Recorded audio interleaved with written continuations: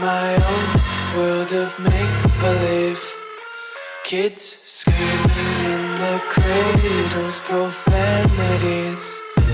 I see the world through ice covered in ink and bleach. Cross out the ones who heard my cries and watched me weep. I love everything. Fire spreading all around my room. My world's so bright, it's hard to breathe, but that's alright. Hush.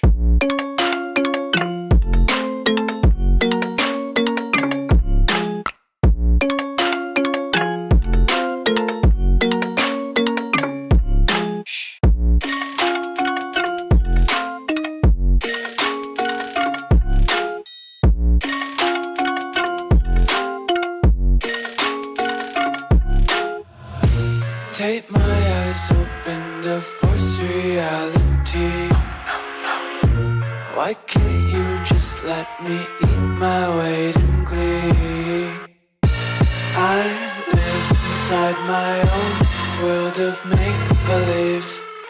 Kids screaming in the cradles, profanities. Some days I feel skinnier than all the other days. Sometimes I can't tell if my body belongs to me. I love everything. Fire spreading all around my room. My world's so bright, it's hard to breathe, but that's alright. Hush.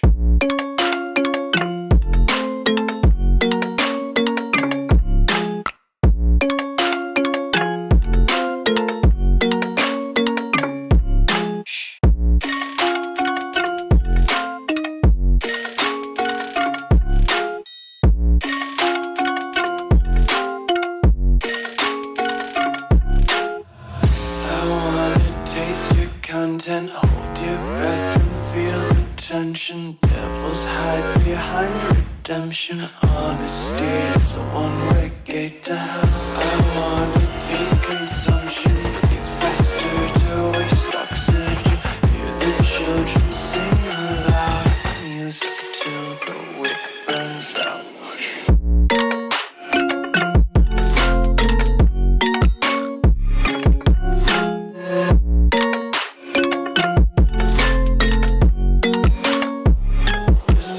Be carefree lately, yeah. Just kicking up daisies. Got one too many quarters in my pockets. Count 'em like the four-leaf clovers in my locket. Untied laces, yeah. Just tripping on daydreams. Got dirty little lullabies playing on repeat. Might as well just ride around the nursery and count sheep. What up? Day 2, 2025 Reese's Senior Bowl. I am still alive. I am also at ESPN Draft Nerd Jeremy Green. Got Bill Workman, the co-chair of the NFLDraft.net startup here. Coach Kent Briggs, killing it as always. All three of us been just digesting the play on the field, the players here at the Senior Bowl, and getting prepared for Draft-a-Palooza. 3-round mock drafts, every team coming out over the next handful of days. It is that time. I am not falafeling around. I feel really good about my top 100. I will finish off the top 300 Friday. Friday is going to be a fun day of fuckery that I don't know that I'm mentally prepared for because I'm on very little sleep. Whole lot of caffeine. I've had more NOS than you can shake a stick at. I had a Whataburger this morning that was just absolutely divine. So much better than In-N-Out. For me, that's not even debatable. Pissed off a lot of people on Facebook. They got very in their feelings. I'm not a big fan of the In-N-Out. Anyway, day 2 of the Reese's Senior Bowl. I'll be taking your questions. If there's guys that you want to know about, we were there for all of it. I was only partially distracted by 2 20-year-old dudes that might be more successful than me doing what I do, which is a little unsettling, but it's true. Chaz Johnson said Whataburger is king. I agree with you wholeheartedly. Whataburger is awesome. And they also have spicy ketchup, which is one of those things, if you didn't know you needed it, you do, because it's awesome. We have our first super chat, which means I guess I need buttons. So let's get to those.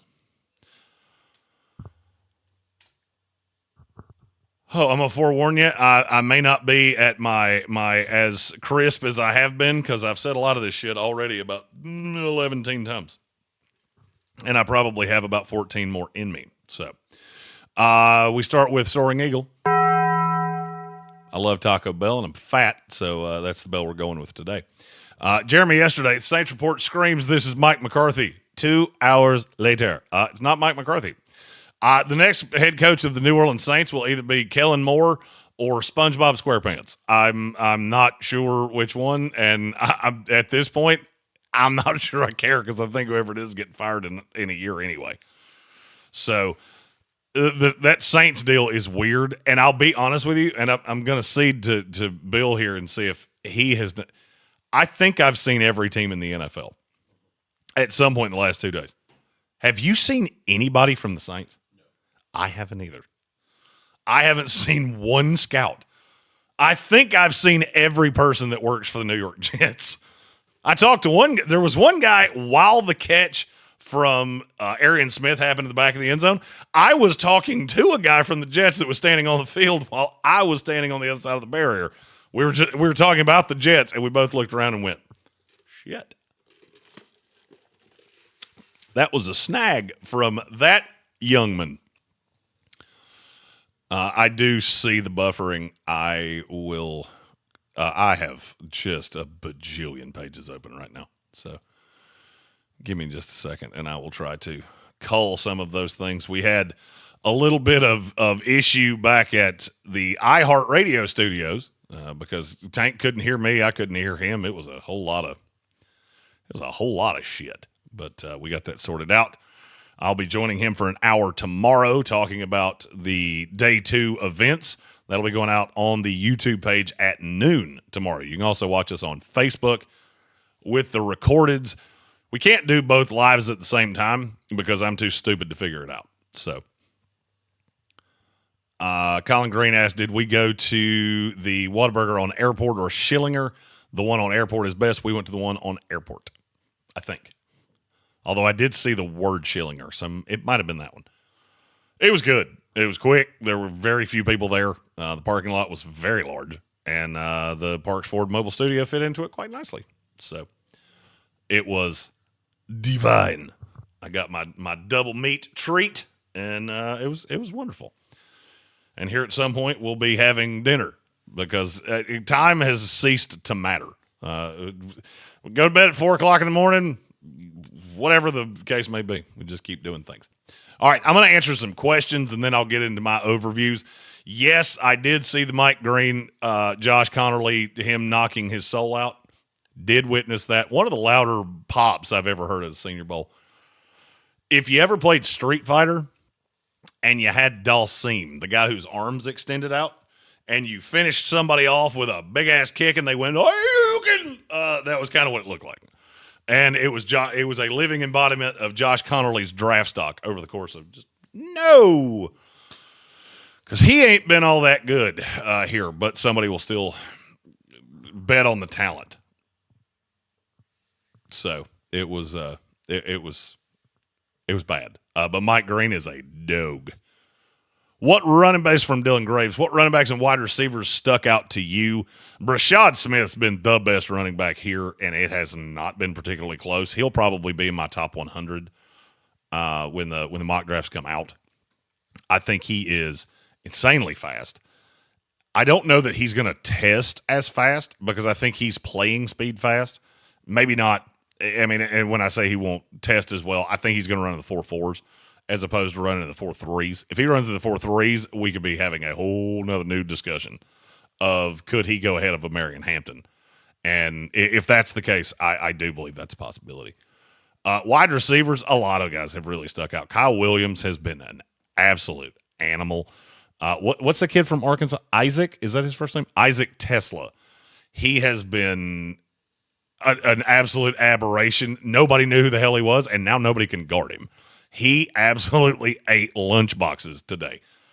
A lot of guys have really helped their stock. I can't look at a ton of guys and say they have hurt themselves all that much. Jalen Milroe has. But outside of that, I don't see a lot of guys that have. If you've lost half a round, I would be nominally surprised. So it's overall, it's been a very good week for most of the guys here. I think some guys have made a lot of money. I think the Senior Bowl has fucking killed it again. Just their ability to go get players. Hey, we had all these guys drop out. Let's go get this random gigantor receiver from Arkansas who's going to come in and just falafel the faces of all these high-end corners. Done it again. Impressive. Sir Jimothy asked if we've seen Gale. No, we have not seen Gale. Miss Benson has not been here to my knowledge. We did see – who were the coaches y'all saw earlier? Vrabel.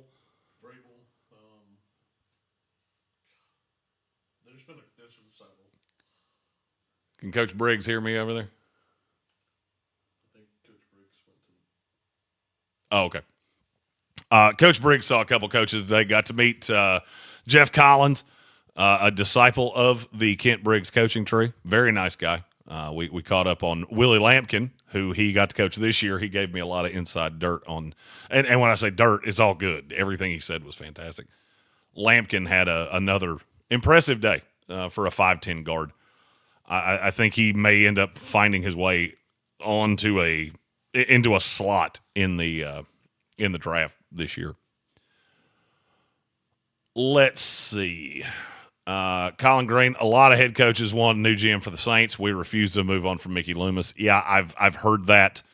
I've heard that around here that the power structure is what's bothering a lot of people about the Saints, and I can understand that. Bob Brown, if Moore goes to New Orleans, Philly has offered, quote-unquote, the OC to Frank Reich. How he loves his backup plans, and reports are that Phillip Rivers has been discussed as quarterback coach under Reich. That's an interesting theory. I adore Coach Briggs. He thinks I'm professional enough that his phone ringing is actually a problem. I've walked out of live streams before. Just nope. Love that guy. Red Sea asked if Norman Lott came out today. I did not ever see Omar Norman Lott. I didn't see. There were a few other guys that didn't come out today. And I think you're going to see a lot of guys that drop out tomorrow as well. And there's a positive and a negative of that. Omar Norman Lott, he had something happen yesterday. Stinger. That's what Bill Workman told me. Stinger for Omar Norman Lott. I don't think he did enough to help himself, but I don't think the injury is going to specifically hurt him. He wasn't able to answer the questions that we had about him. So that's unfortunate. A lot of guys have done what they needed, and they may just be done. You know, the game is not as big for guys that have great weeks, and I think agents preach that. I had a conversation with an agent earlier today that basically said, one of my guys is he's Seacrest out because he's done what he needed to do. So Andres Pinckney, Saints assistants are coaching a lot of the position groups, probably why you didn't see many scouts. And God help us if Kellen Moore is the coach. I don't disagree with anything you just said. You know, the Saints it's been a weird topic of conversation around here this week. Ches Johnson said he was watching today not knowing it was pre-recorded.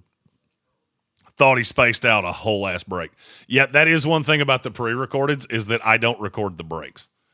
Tank fires them on the radio. We don't fire them here. We're trying to get to one of the reasons we're doing Patreon and so much on social media, we're trying to get to the Pat McAfee clock. And boys, I'm going to be honest with you, we're getting closer.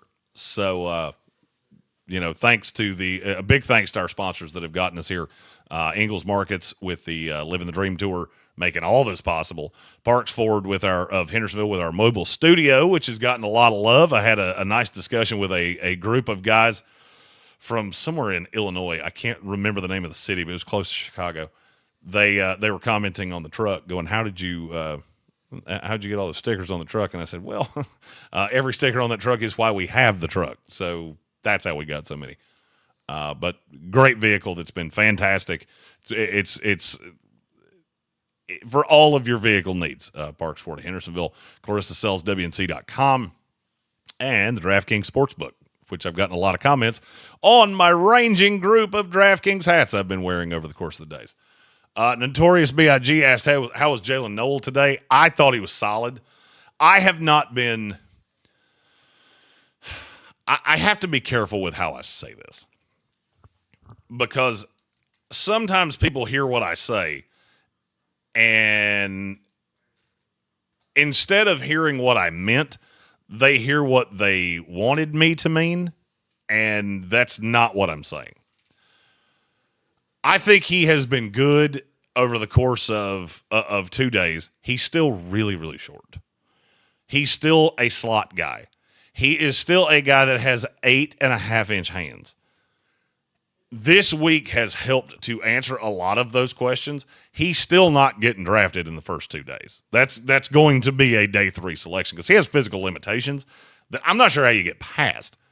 I mean, we have how many guys here? 142, I think, was the number I saw earlier. Of the guys here, do you know how many of them have smaller hands than Jalen Noel? It's 0.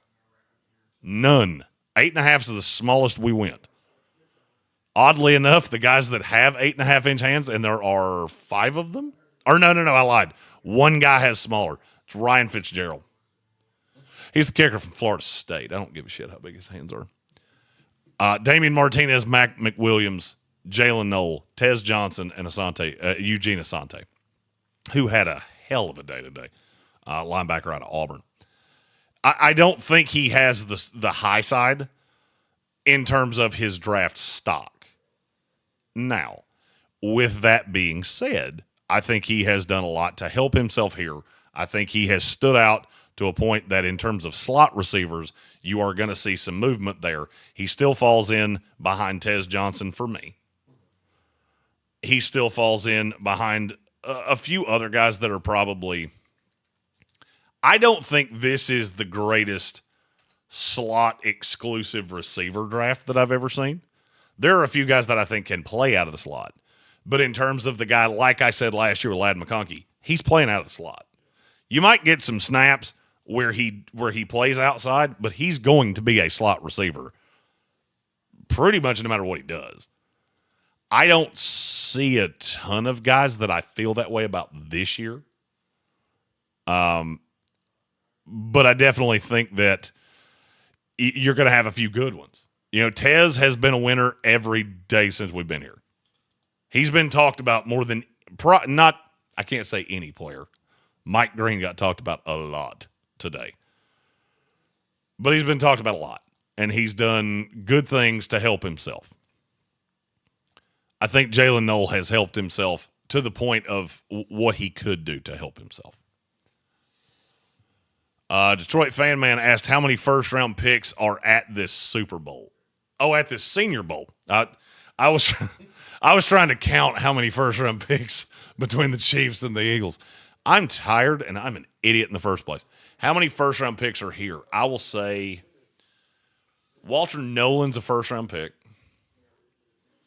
I think Trey Amos is a first-round pick. Actually, you know what?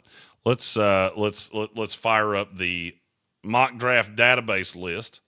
Our buddies at NFL mock draft database. And see, I know they did an adjustment to the rankings today, so that will help me make sure that I don't miss anybody.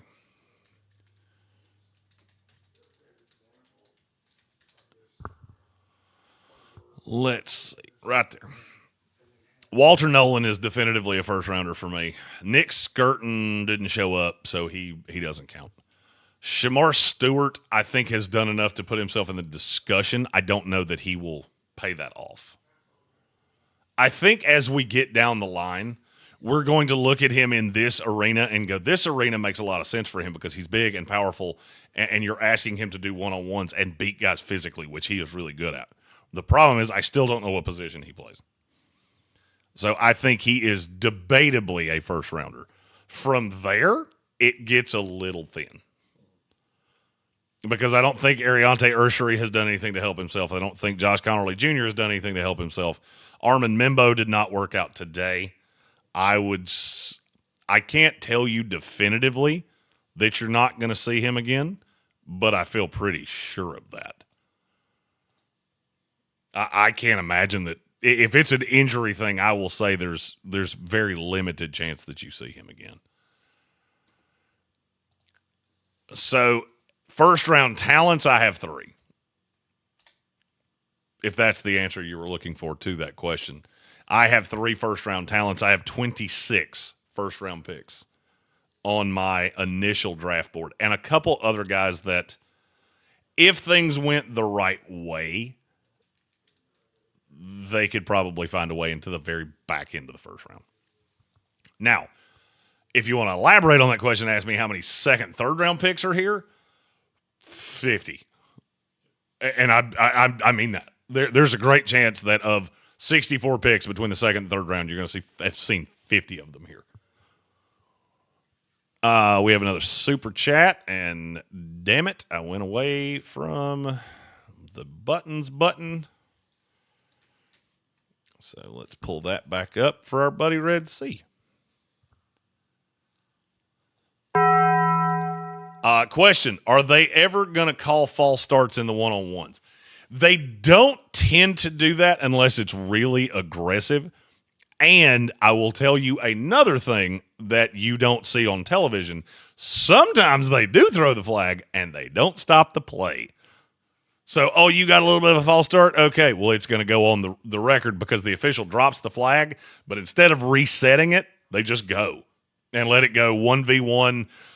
We'll set it up that way. So there is a notation if a guy very obviously false started, but it doesn't mean that we always reset the rep, especially considering that in the 7-on-7s and the 11-on-11s, I think I've seen 70 false starts. So we don't really necessarily have time to reset all of these, but it is out there.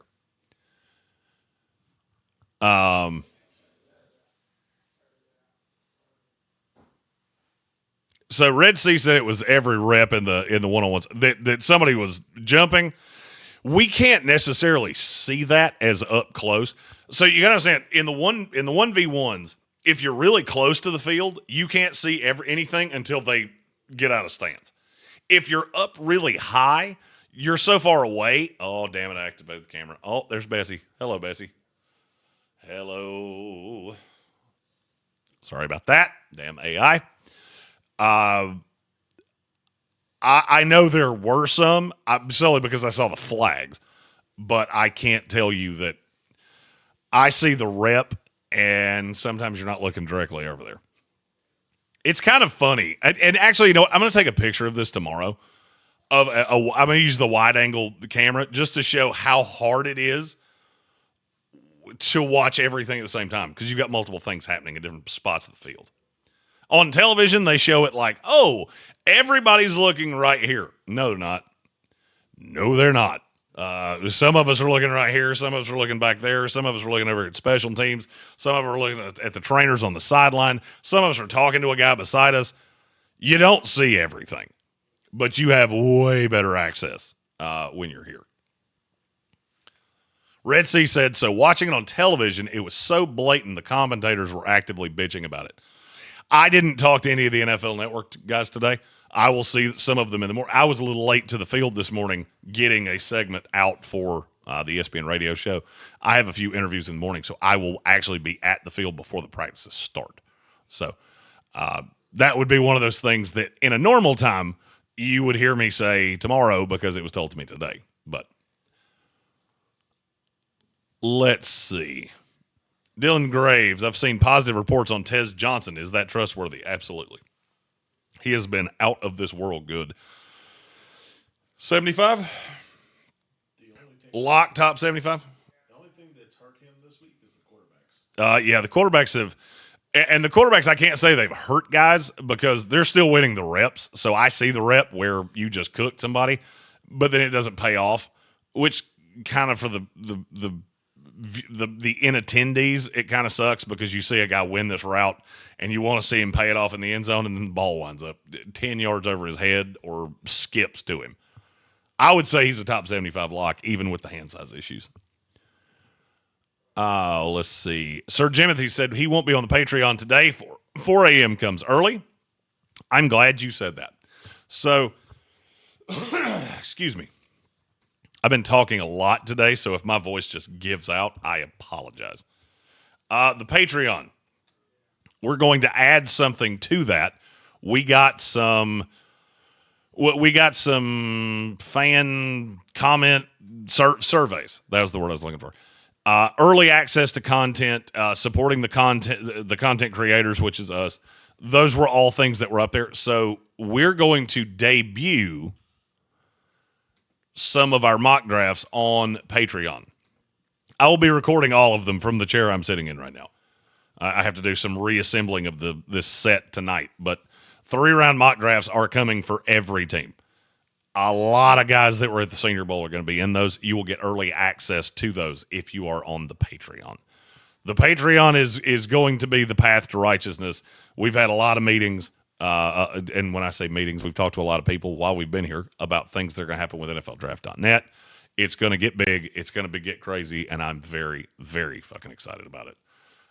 We met some new friends today that are doing some All-22 stuff for us, and that's exciting. Also, 20-year-old guy, another 20-year-old guy that's killing it. When I was 20, I was definitely not conscientious enough to start a business, and for damn sure it would not have been a successful one. So yes, I will say that the Tez Johnson reports are noteworthy. Notorious B.I.G. was Jake Beck as good as people are harping about? I couldn't get any film on him. Yes, Jack Beck has been absolutely out of this world good. And we said that coming in, look, they're wearing his brother's number on their helmets after what happened in New Orleans. He's wearing his brother's number. He came in here on a mission that I am going to get into the second day of this draft. I think he has definitively done that. And I'm not real sure that anything is going to change it. He has been phenomenal at times. He's been really good from pillar to post. He has been phenomenal in one-on-ones. He had a deep ball catch that, look, I'm just going to be honest with you, it was pass interference. But he fought through the rep. The flag was not thrown, and he made chicken salad out of chicken shit because it was a terrible throw. Terrible throw. But he made it. And he has been incredibly impressive. Oh, let's see. Adding something to the Patreon now. Here we go. Let's look for some more questions in the YouTube. Ches Johnson, did Bart Dart have a better showing today? Yes, I thought he was much better today. He was much more on pace. He is so clearly the best quarterback here, at least to me. Bill, do you agree with that? He showed his touch. He showed a lot of touch today.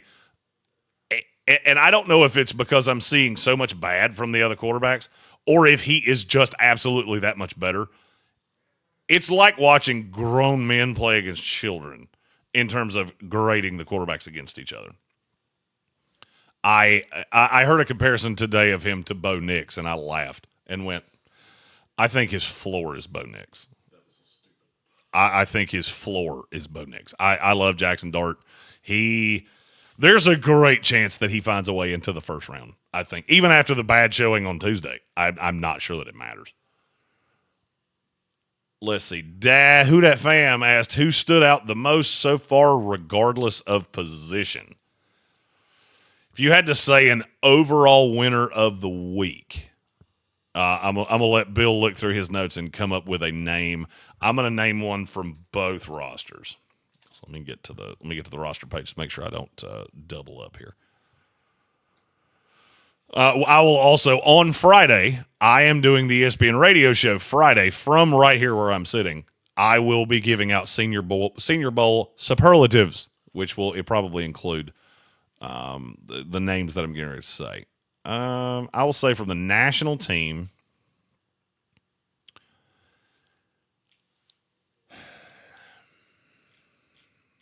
The national team has all the Oregon guys. Jeffrey Bassa's really high. Tez Johnson's really high.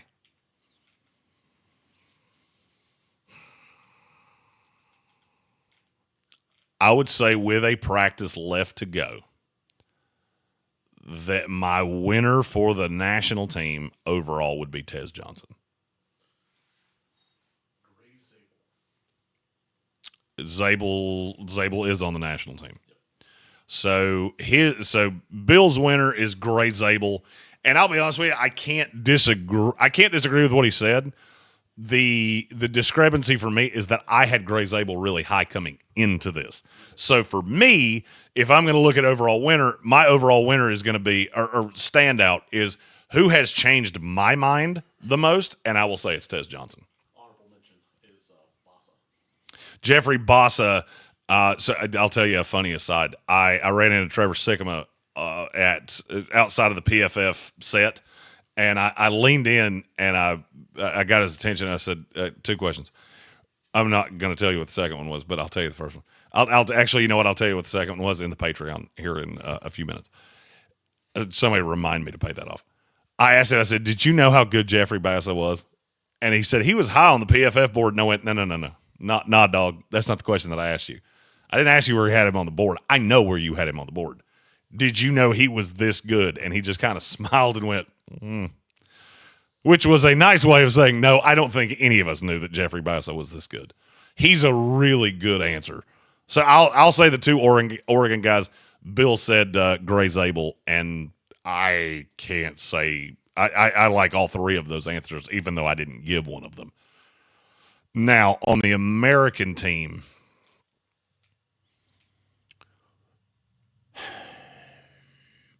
I want to say Arian Smith. I really do want to say Arian Smith because we all knew he was fast as hell. I mean, he's going to run in the 4.2s. I don't see any way around it. I haven't seen a ball touch the ground. His biggest knock was he can't catch. This insanely high drop rate. I haven't seen a ball hit the ground yet. I think he's going to be my answer from the American team. Walter Nolan would be really high because he has been so good. TJ Sanders would be high. TJ Sanders made himself a assload of money. Shamar Stewart's made himself a shitload of money too. I'm going to cop out here, and I'm going to give you 2 answers. I will say Arian Smith, and I will say Jack Beck.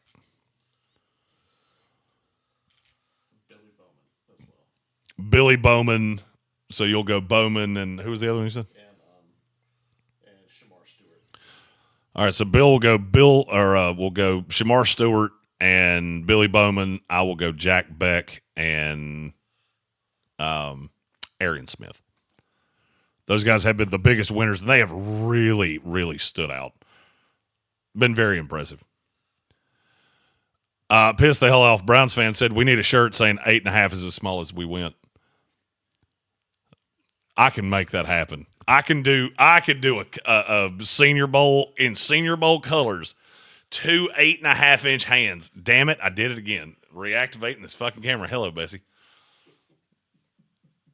How much do you think? All right, I'm going to ask a question in the YouTube comments.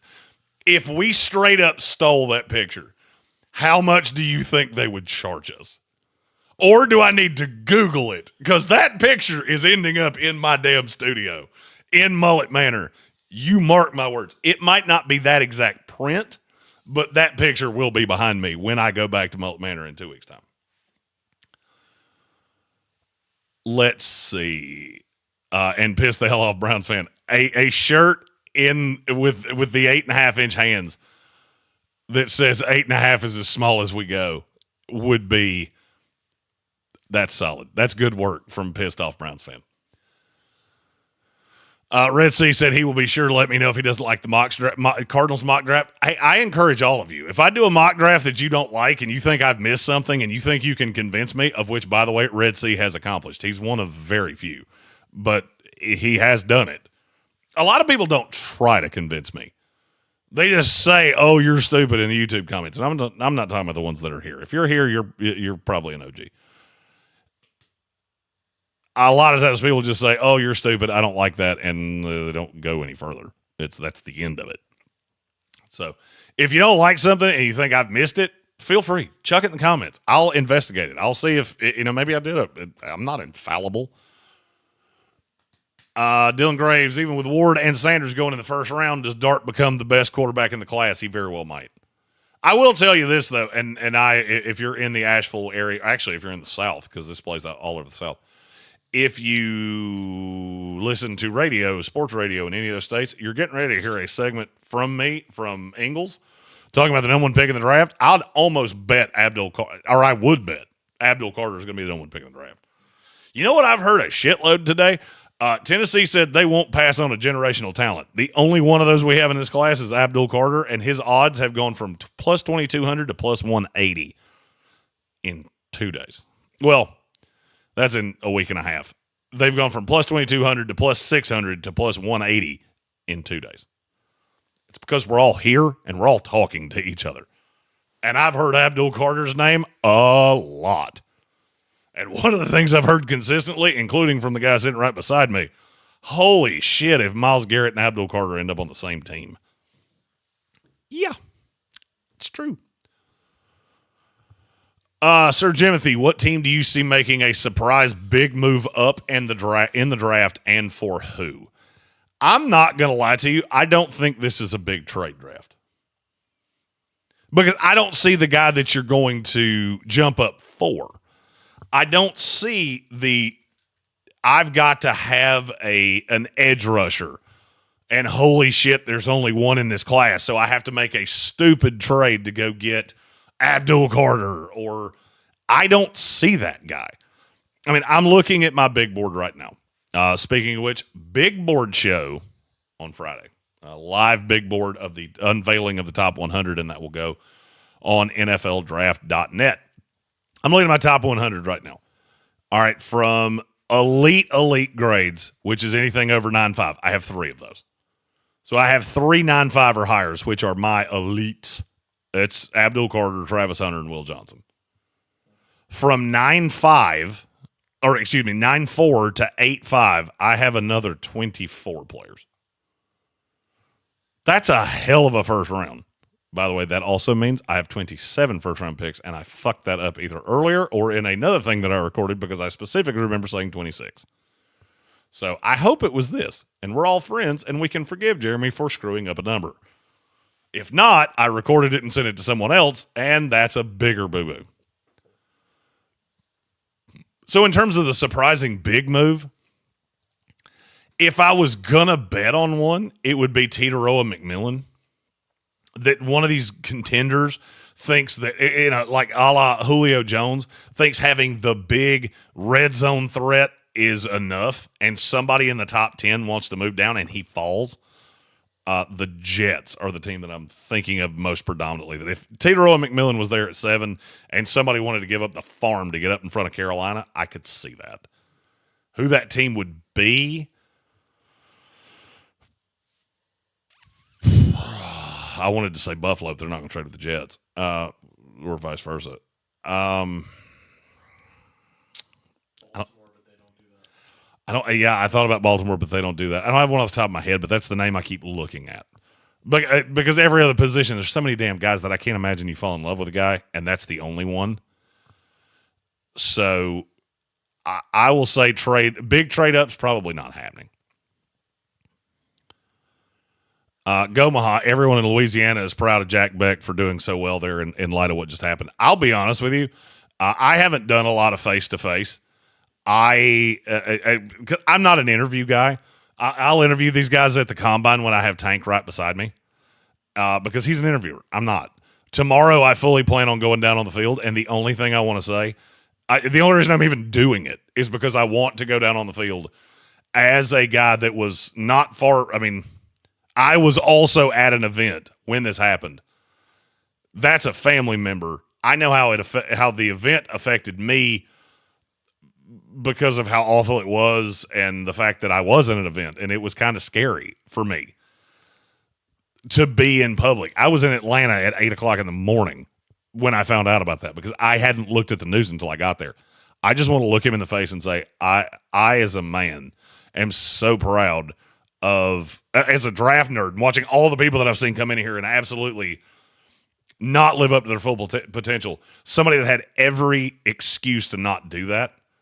I just want to say how unbelievably proud, as a draft nerd, to watch somebody come in here, say they're going to do it, and do it in light of what you have done. And that's the whole reason I'm going down there.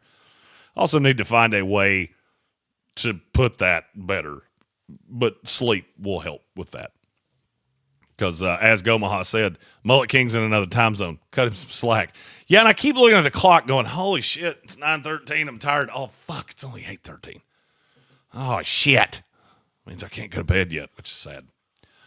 Gomaha said, we were sorry to lose him from LSU. He's a very impressive kid. Very, very impressive kid.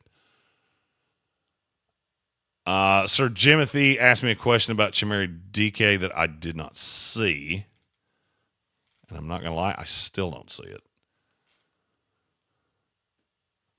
I did see some other comments, though, that I had missed. So I'll go back to those. And Jimothy, I'll look for your question on Chimere DK. If you want to chuck it back in the chat, that would be awesome, just because I don't know if I had a weird... My internet connection was kind of blinking for a minute because I had a lot of things open. So maybe it lapsed. I don't know. Notorious B.I.G., Mike Green and Jalen Royals are dogs. Yes, they are.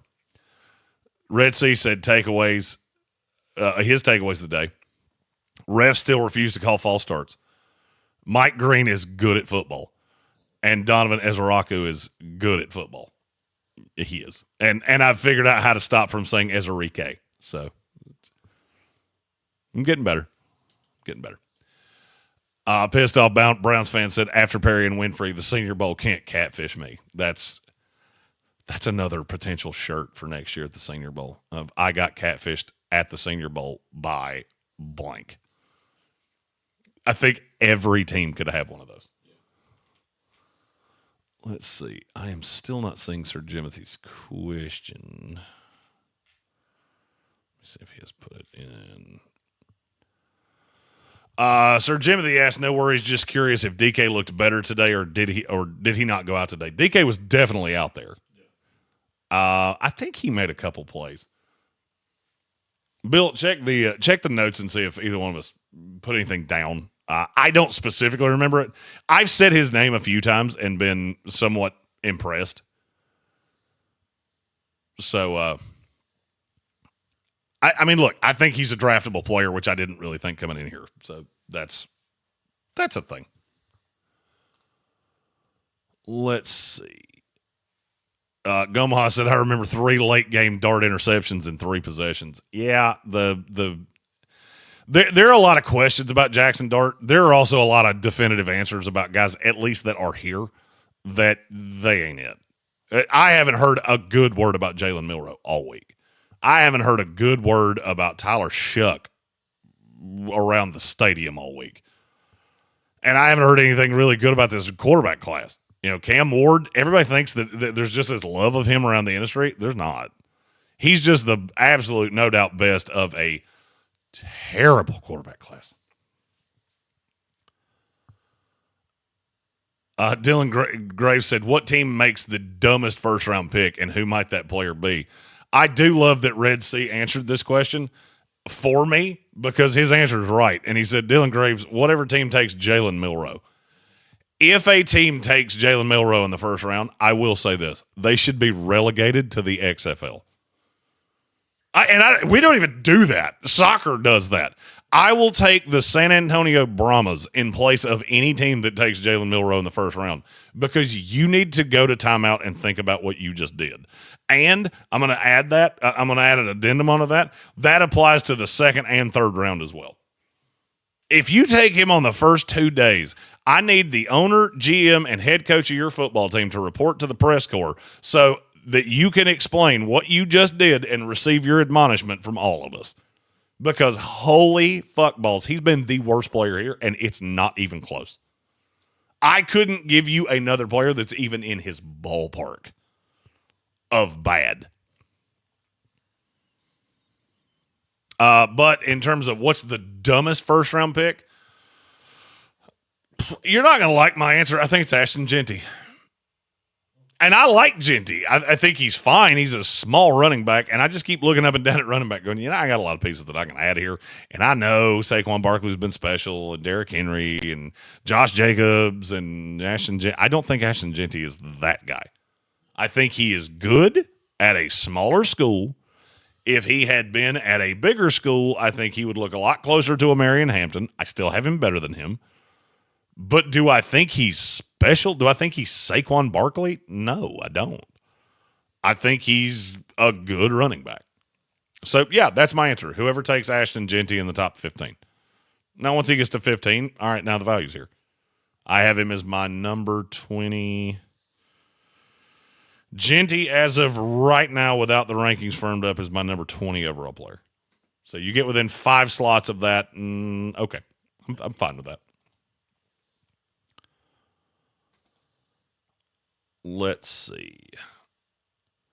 If you'll give me just a second, I have to get back to where I was.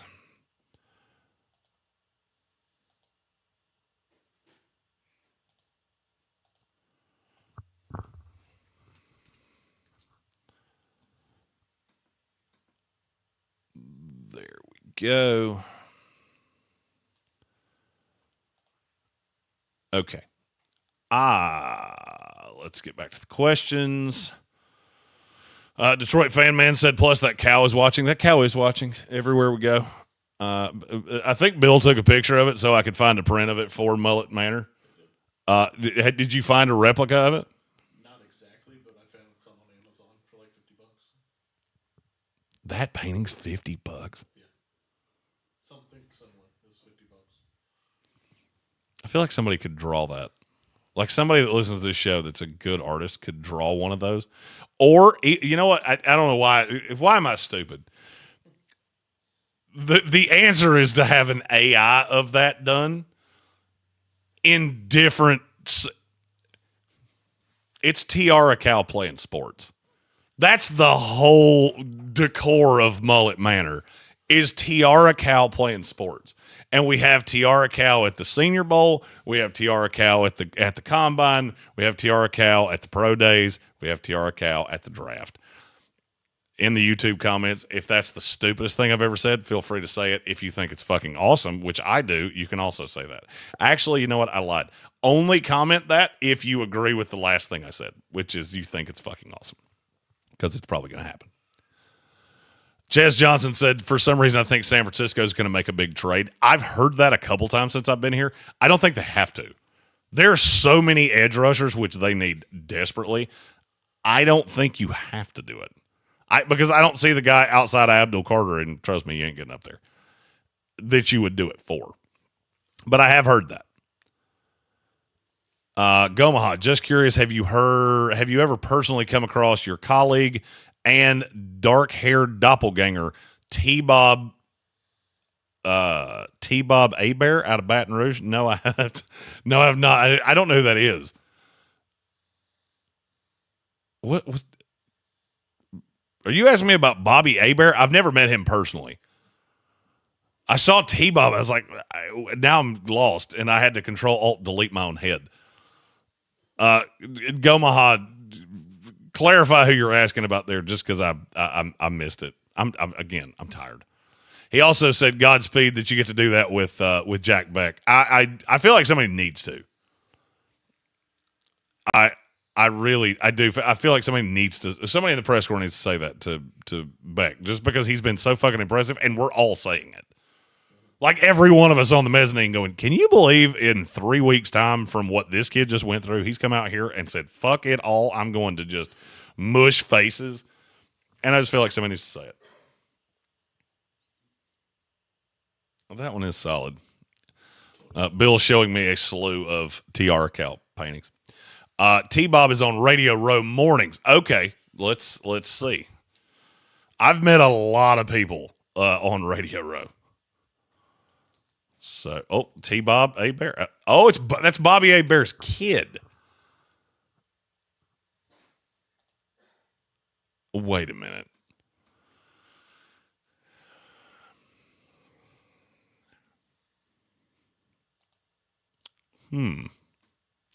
I believe I have actually met that guy. He looks strikingly like the one I pointed out to Tank at the Combine a few years ago. Or last year. God almighty. Time's fun. Him and Jacob Hester. I do remember Jacob Hester. And they're here in Mobile. He was a deckhand on my stepdad's boat. We took a lot of Saints out fishing in the Gulf. With T-Bob's Pop a couple times. Indeed. Oh, Sir Jimothy, thank you for joining in. We will catch you tomorrow. Dana R. said, been a while since I stopped by. Hello, all. Genty reminds me of Maurice Jones-Drew. I do see him as special, most broken tackles in the class. I don't hate that comp. I actually think that's a solid comp. And I have no problem with that. Now, if you remember, Maurice Jones-Drew went in the second round, too. I don't like using first-round picks on running backs because there's a great chance that the guys that you take, you're going to add a fifth year that you don't necessarily want. I have no problem taking him in the first round. I just don't want to take him in the top 15. Red Sea, have you seen anyone from Arizona this week? I've met a couple scouts from Arizona that I just saw in passing walking through those. There are a lot here. Arizona is one of the better represented teams here. Gomaha, is Cam Scottaboo going in the first round? No. He will be lucky to go in the second round. He is not as well liked as I thought. Dylan Graves, please tell us you saw that awful Duval statement made by Liam Cohen. I did, and it was awkward and weird, and I think it will live on for a long, long time because that whole press conference was Johnny Rah-Rah and gross and weird, and you add that to Shad Khan, and I don't see how any Jacksonville Jaguar fans feeling good about it right now. Gomaha, Genty and Mason Taylor would do well with Harbaugh and Hebert. Now I got Bobby Hebert on my brain. Justin Herbert. Mason Taylor's been really good. A lot of positive feedback from Mason Taylor. Matt Penn said, what are we only allowed to say good things now about cows? What is this, Russia? You can say whatever the fuck you want to about cows. They're delicious. And I don't give two shits about the cows, but Tiara Cow playing sports is a hilarious way to decorate a grown man's office. If for nothing else, and here would be my elaboration on why I find it so funny, at some point somebody's going to walk into my office and see that a 6'5", 300-pound man has dancing cows as the decoration in his office, and the explanation is going to be funny. That's where it went. Gomaha with the explanation on Bobby. I apologize. I was a little far behind, and I didn't realize that T-Bob was actually his name until I searched him. Chess Johnson said that would be a killer backdrop at the Manor, like a whole-ass green screen of Tiara Cow in different scenarios. See, that's what I'm thinking of, is that you stack them back behind me in like a stair pattern. Hilarious. Gomaha says most prized possession is a Morton Anderson and Hokie Gajon signed Saints cookbook. That's strong. Jonathan Welch said, show me the cow. Oh, hold on. Come on. Show me Bessie. There it is. And Dana said, Fiverr, support human artists. That's a good point. That is a good point. That's solid. That's points for Dana. I don't have a bell. I would totally ring this for Dana if I could. But that's points. Support human artists. And that's Bessie. If somebody wanted to paint me, actually, you know, that's the thing, is we get an artist to paint it. And then we feature Tiara Cow in the... Dana, you may be the smartest person in this live stream right now. You're certainly smarter than me, because it would have taken me 4 hours to get there, minimum. But I'm sleep deprived, and now I can't get Bessie to stop staring at me. Bessie, go away! Go away, cow! Damn it! Damn cow really wanted to be on screen. Okay. Gohan said he was the center that snapped the ball against Tennessee in 2010 at the end of the game to save it. I'll have to, now that I know who that is, I'll have to look around and see if I encounter him tomorrow, because I thought I had seen him here. He's not the guy I was originally talking about, for sure. That guy has way longer hair, and I see him everywhere. Making AI tiara tank. Oh, that's so happening. Oh yeah, we're making a tank with that same florally flower tiara. That's happening. Dylan Graves, aside from Tyler Warren and Colston Loveland, who's your favorite tight end? I still like Harold Fannin. I know he wasn't great yesterday. He was much better today. I really like Aronde Gaston the second. He crushed it at the Shrine Bowl. I'm trying to say one here that I have not said before.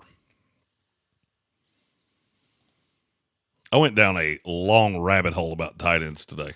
Mitchell Evans, which you already know. Right now, my rankings among tight ends going, let's see, that's 1, 2, 3, 4, 5, 6, 7, 8. My tight end rankings are up on the website, NFLdraft.net. The only thing that will change coming out of this week is that Elijah Arroyo will go up to right behind Aronde Gadsden, and Luke Lachey will come down. Mason Taylor also probably goes in front of Mitchell Evans, which is saying a lot because I love Mitchell Evans. Mason Taylor actually might go in front of Harold Fannin now that I think about it. But currently I have Warren and Loveland are right beside each other. I think Warren's my 14 overall and Loveland's my 17. Then I have Fannin, Evans, Mason Taylor, Aronde Gaston II, Terrence Ferguson, who had a really good day today. I need him to tamper that shit because I need him to be my special friend that nobody else likes as much as I do. Luke Lachey and Elijah Arroyo. Obviously, Arroyo has really helped himself this week. And then Gunnar Helm. Let's see.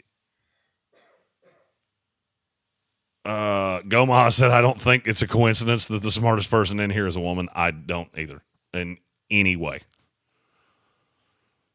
Some of the smartest people at the Senior Bowl have been women, too. I had a girl come up to me earlier. I have absolutely no idea who she works for, and she said one of the most astute things I think I have ever heard about why the small school guys have been so good.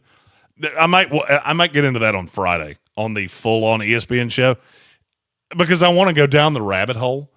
The basic premise was that the guys, and she was talking specifically about Vincent and the kid from Sacramento State, that they have had to refine their technique because they're not specifically super hyper athletic. And so then they get here and they play against a bunch of guys that are more athletic than them, but they're they're so technical and so advanced technically that's why they look so good here at the Senior Bowl. But then they get into the league and the coaching gets better and you have the raw technician guys. So they just kind of plateau in the NFL. And I want to do some legwork on that, and I might make it a whole theory. I do like my theories. Dana said Fannin, so good. I agree. He has not been. It has not fit him as much as I thought it would, but he was certainly better today. Colin, who is your number? I'm going to assume he meant number one offensive lineman in this draft. My offensive line rankings will be coming out on the website NFLdraft.net tomorrow. But as of right now, my number one offensive tackle is Kelvin Banks Jr. from Texas. My number one guard is Will Campbell from LSU. And yes, I'm evaluating him predominantly as a guard, but I think he can play tackle. And Jared Wilson from Georgia is my number one center. And then there are a lot of offensive linemen. I mean, you get in the initial rankings, it's 10, but then we go way deeper. And those will all be up on the website in the next couple weeks. Gomaha, to piggyback on Colin, is that North Dakota State kid still in town? As of about an hour ago, he was actually seen out in public here. So I think he may be sticking around tomorrow, too. And if he does, he's going to go right down the street from where we're sitting to the Mobile Regional Airport and fly the hell out of here at some point between Thursday night and Friday. Because if he plays in this game, I will be absolutely shocked. That's how good he's been. And Gomaha said, Will Campbell at worst goes 7th. I can't say that. I will say Will Campbell definitively goes in the top 10 because I don't know that the Jets are going to take an offensive lineman.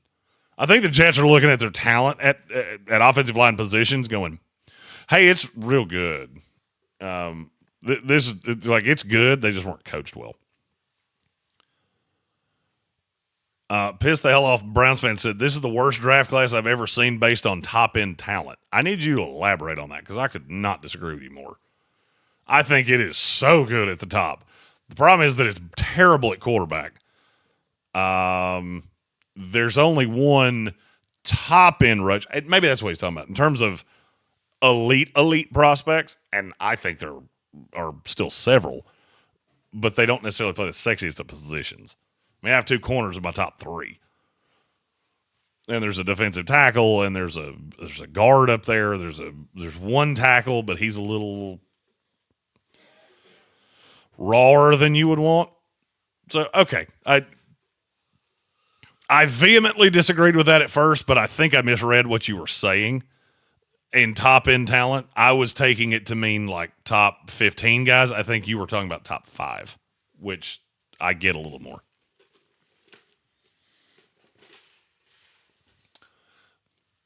Dana asked, did Shamar Stewart leave? No, he did not. He wrecked souls all day today. Now, he might be on the way out of here right now, which wouldn't shock me in the least. But he destroyed people today. Campbell could play tackle better than Penning on his best day. I can't disagree with you on that. I think Will Campbell's a super high-end talent. I think he's going to get pigeonholed in the guard. The comparison to Skoronski makes too much sense for it not to play out that way. Or a really smart team is going to trade up to get him with, I'll say, the Carolina Panthers, because all 3 of their draft boyfriends don't make it to them. They bail out about 5 picks, and a smart team goes, hey, you get how good he is, right? Like, he's really, really, really good at football. Pissed the hell off Browns fan said top 5 last year versus this year is day and night, in my opinion. In terms of quarterback talent, I agree with you. There's not the high-end Malik Neighbors, Marvin. Okay, I get that because there's not the superstar wide receiver. But see, I think what I said is this year's draft class is last year's draft class. Only offense and defense switched. We have a ton of elite high-end defensive prospects. Receiver gets super bootsy after 2 in terms of top-end talent. And most of the high-end guys are defensive. So, okay, I get what you're saying there. He also asked, what round would you take Jalen Milroe? Okay, I got to think about this question for just a second. What round in the 2025 NFL Draft would I take Jalen Milroe?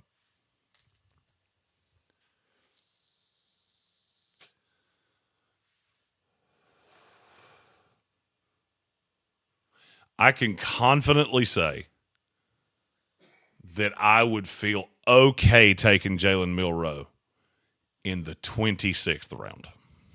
That's if we did the full NFL draft 3 times, I would be okay taking him with the 5th round, with a 5th round pick in the 4th one. And I think I answered that question. If a team uses a draft pick on Jalen Milroe, I don't give a fuck if it's pick 255. I will make fun of them. Straight up. I will make fun of them. Gomaha tended to agree there. It said, Will Campbell needs to work a bit on run blocking. Guard would be interesting. I've had a discussion about that this week I had a discussion this week with another scout about technique and what we think in Campbell. It's more of a raw play that he just does everything pretty well, and that he'll be able to adapt in the NFL. He reminds me of Skoronski, not necessarily in terms of the player, in terms of like technique wise, or they don't look the same, but I just believe they were. I believe they're going to be the same kind of pro. They're never the best star of a team, but they're always going to be a consistent piece. Kelvin Joyner, what's the word on Damian Martinez? I know I'm a homer, but he's too underrated. Hey, I've heard some good about him. I don't think he's had the best week. He hasn't really shined, but I'm not sure that this is the platform where he was going to shine. And look, there are certain. I'm going to talk about this tomorrow in my segment on the ESPN radio show. That will be 2:00 if you're listening on iHeart. It will be played as a premiere at noon tomorrow. That some guys, this arena doesn't make sense for them, and I think Damian Martinez is one of those guys because I've even tried really to narrow in on him and see if there was anything that I could glean. And I really haven't. He has just a guy vibes to me from the practices here. Now, you also have to remember that I've been watching Brashard Smith, who I was super high on. Kyle Mullings has had some, or not Kyle Mullings. Donovan Edwards has had a moment or two here. Devin Neal had a moment. I don't think that Damian Martinez has set himself apart. There is also a merit in a guy that is as big as he is. He's not blindingly fast. You can't play through contact. So I'm not sure this is where he was going to look that way. I think he's safe. I've always thought he was safe. And safe running backs tend to go in the 4th, 5th round. I just don't know that there's the high side. Mark, hold on, I missed one. Notorious B.I.G. I agree this year's the worst receiver class I've graded. The talent is just way worse than last year's. It's not great on the high side. The depth is insanity. There are guys that will not get drafted in this class, and I'm going to name you a name. I'm going to go to my rankings right now and tell you a name. Let's see.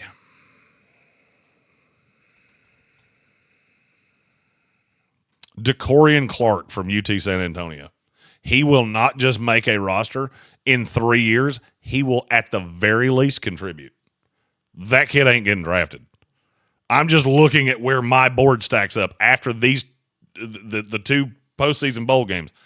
I don't think we're going to have 50 receivers drafted. I could be wrong. I've been wrong before, but I don't think I'm going to be. He will end up being a priority undrafted free agent. We went to a bowl game not specifically to see him because we knew he probably wasn't going to play, but he was the featured player in a bowl game that we went to. Mark Matlock asks, what's the story on the 5'10", 280-pound center? That is Willie Lampkin. He is from North Carolina. I had a really good conversation this morning, or about lunchtime. I don't know if we had crossed PM because of being a time zone away. I'm all kinds of fucked up. With Jeff Collins, who was the defensive coordinator for North Carolina this year for Willie Lampkin, and I swear to you, he could not have said enough things. Good things about the work ethic, how the kid works, how he's always in the weight room, always trying to be better. Just a real good kid. And he has been consistently loud in the practices, just talking immortal shit. And then he backs it up. He looks really funny on the field. Because he is, 7 inches shorter than some of these defensive linemen that he's going up against, and it looks funny. But, I think he's a draftable player. He was a very late replacement here, but he's held up well. Gomaha said he knew I was coming up with a banger for Jalen Milroe, and not the 26th round. You're right. I probably would consider him the 25th. Jalen Milroe has been awful. And I know this is coming. When we get to the combine in less than a month, that kid's going to do he's going to come to the podium, and everybody's going to like the shit out of him because he is likable. And all of a sudden, all that has happened here is going to go out the window for some of these people. They go, well, maybe not a first round pick, but you really, these teams like the Giants are going to look at him at the second round. And I don't care if I have to go full say anything and lift a boombox over my head going, are you out of your fucking mind? If you take him in the second round, you should be walked out of the building the minute before you hand in the card. As a Panthers fan, I hope that is in my division. Bill beside me said, as a Panthers fan, I really hope that happens in my division. Dana R. said, Connolly got bull rushed hard by Green. Saw speculation that Connolly needed to add strength, maybe bulk. Is that the case? Yes, it absolutely is. It is, I mean, and I've told this story already. He was a running back in high school. He is learning how to play offensive tackle. The bull rush from Mike Green, yes, it looked super bad. He got street fightered across the screen. I don't think anybody in that building thought Mike Green would go at Josh Connerly that way. We were all expecting this great feet, great footwork, really two fast guys that win with speed going to the edge against each other. And Mike Green went, fuck it, I can do something else, and just ran straight through him. One of the loudest pops I've ever heard. And it was incredibly impressive. And it probably, I know, I don't like to report news, and I don't like to, so I will say a little birdie told me. There is a team that picks with a pick that starts with a 1 that may or may not be just full 6 to midnight on Mike Green. So not only do I think he's definitively a first-round pick, he might be a higher pick than you think.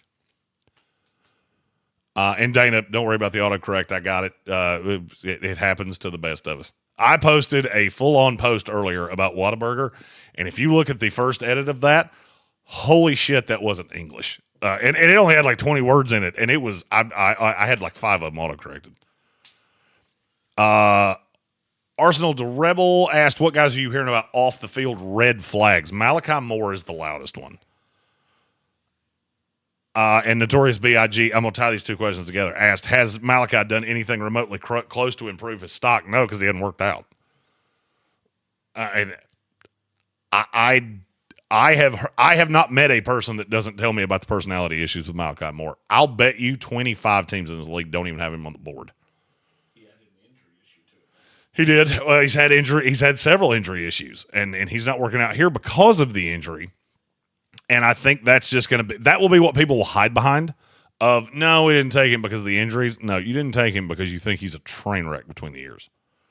And Notorious B.I.G., yes, you did tell me about him. Now, to answer Arsenal's question, personality red flags tend to come up more at the combine. It is really unsettling when you hear about them now. Really unsettling. And that worries me about Malachi Moore. But I will have to put a pin in that question because I have some answers, but I haven't verified them. And I try my best to not be the guy that starts saying, oh, there are red flags on a guy. A.T. Perry is the number one that I use as, this is why I don't do this early. There were stories that came out about A.T. Perry that were straight up fucking not true. He had a couple things that were not, they were a little unseemly. They were not what was reported, and there were teams that took him off the board.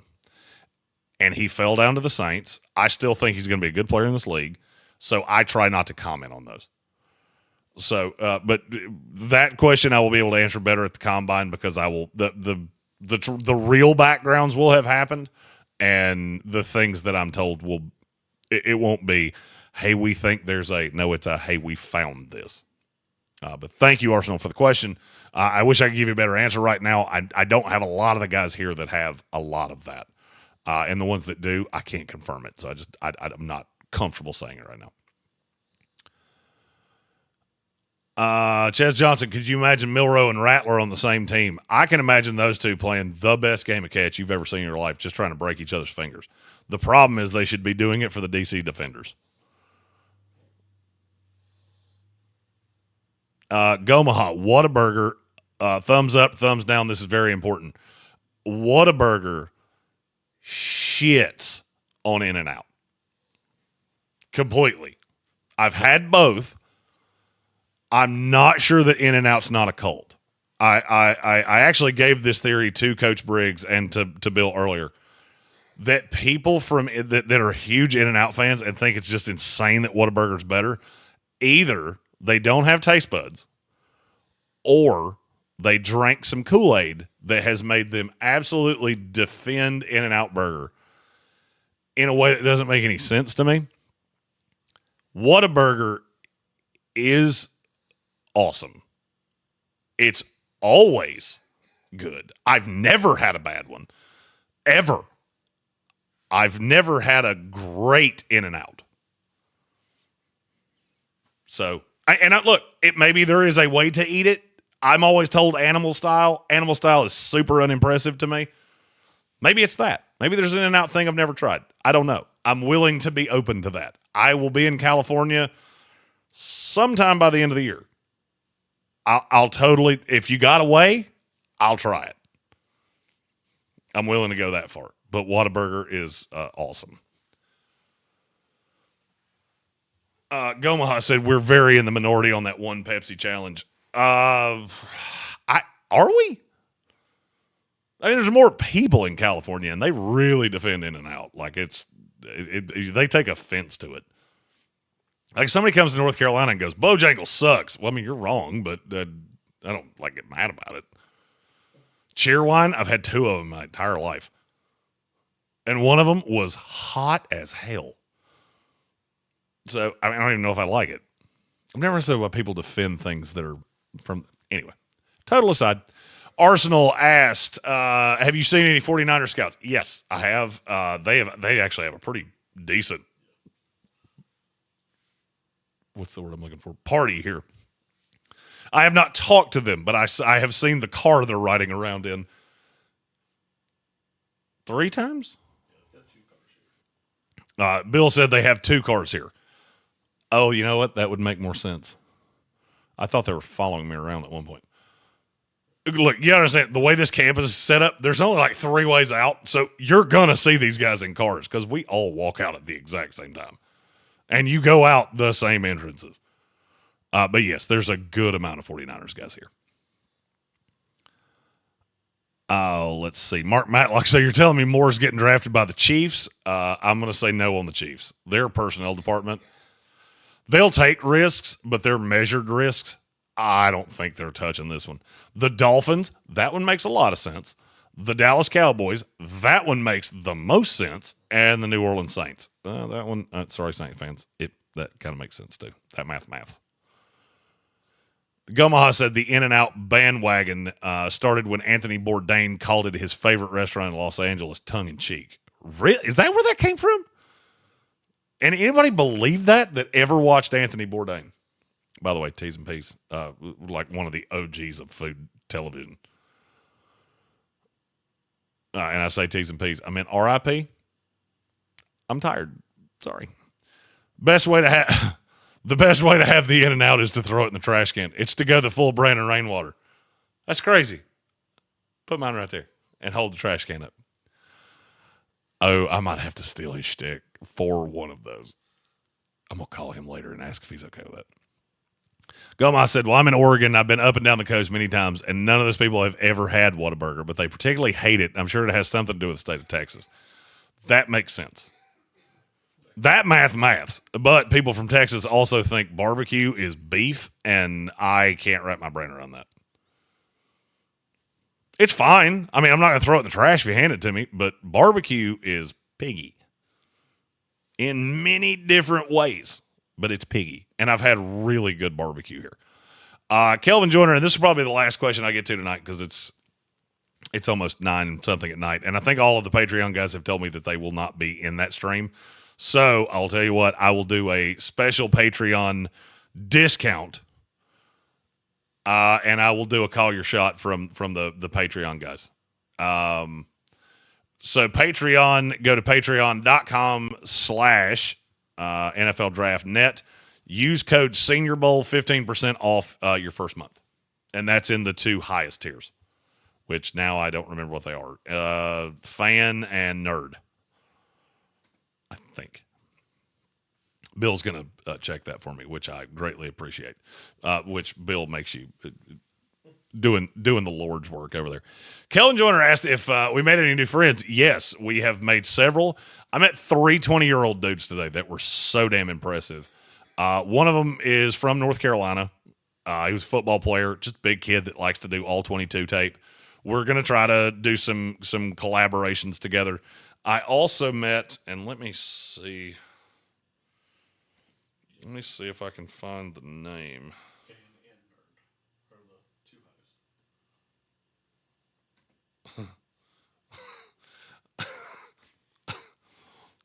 highest. A Tank just sent me an outrageously funny text message.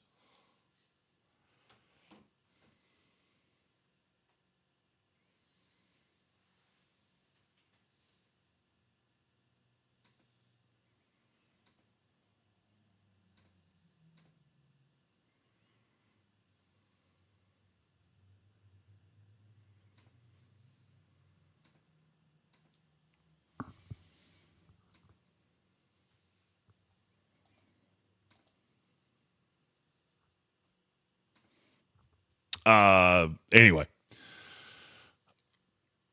I don't even remember what I was doing now.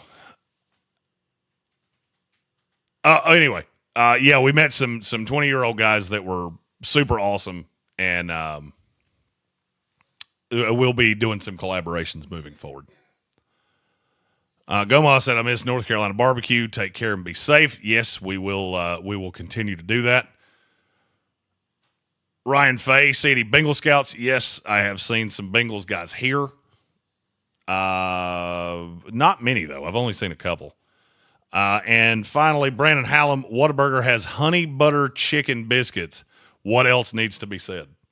Not much. Not much. It's just solid. It's as good as it comes. All right. Day 2 in the books. Day 2 in the books.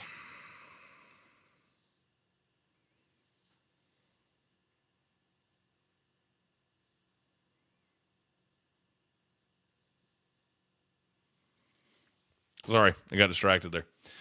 Day 2 in the books. We will be doing day 3 tomorrow right here at Sportsocracy, NFLDraft.net. We appreciate you guys, and we will see you tomorrow.